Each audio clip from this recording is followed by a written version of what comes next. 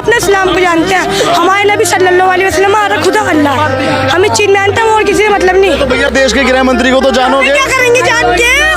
हमें उनसे क्या मिल रहा है? मोहम्मद साहब के बारे में क्या जानते हैं? मोहम्मद साहब के बारे में, मोहम्मद हमारे जो हमारे नबी थे ना, वो थे मोहम्मद, आखिरी नबी वो है। आखिरी नबी है। उनसे एक गलती नहीं हुई पूरी जिंदगी में।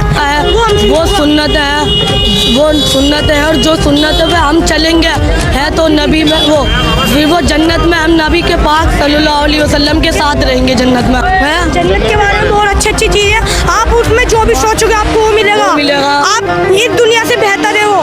आपके आगे तरफ जाएंगी, वहाँ की परी इतनी खूबसूरत होंगी, और उन्होंने पानी में थूक दिया तो जल मीठा होएगा। जो परी होती है ना, और उन्होंने समुद्र में थूक दिया तो पानी मीठा हो जाएगा, पीने लायक हो, शहद हो जाएगा एक तरह की। मैं ऐसी हूँ रे। जी ये कहाँ पढ़ा?